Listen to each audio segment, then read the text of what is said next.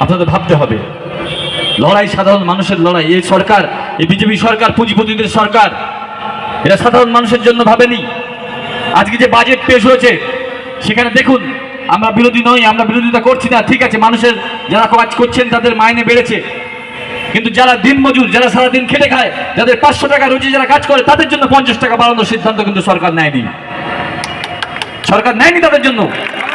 সরকার যারা 15,000 টাকা পায় তাদেরকে 20,000 টাকায় পাওয়ার ব্যবস্থা করেছে।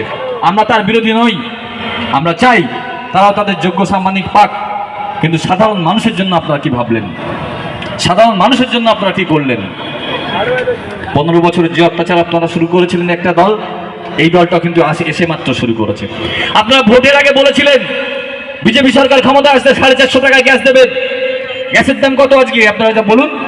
গ্যাসের দাম কমেছে, 450 টাকা হয়েছে? হয়নি। আপনারা বলেছিলেন সরকারি যে এটা থাকে তেলের উপরে, পেট্রোল ডিজেলের উপরে সরকারের যে অনুদান থাকে সেখান থেকে কম করে পেট্রোল ডিজেলের দাম কমাবেন। কমাতে পেরেছেন? কমাতে পারেননি।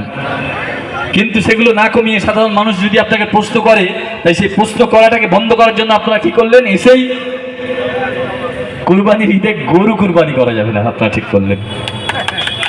মানুষকে খেপিয়ে দিলেন, মানুষের মাথায় ঢুকিয়ে দিলেন যে গ্যাস নিয়ে চিন্তা করতে হবে না, আপনাদের দৈনন্দিন যে আপনারা যে কাজ করেন তার যে পয়সাটা বাড়ানোর কথা আপনাদের বলতে হবে না, আপনারা এটা নিয়ে মেতে থাকুন। ধর্মীয় উস্কানিটা দিয়ে দিলেন। আমার হিন্দু ভাইরা আজকে বলুন, যারা এই গরু ব্যবসা যারা করেন 80% আমার হিন্দু সম্প্রদায়ের লোকজন। আরে আপনি আইন করবেন, আজকে যে মানুষটা গরু পালন করছেন সে তো 3 বছর আগে থেকে গরু পালন করছে, 4 বছর আগে থেকে গরু পালন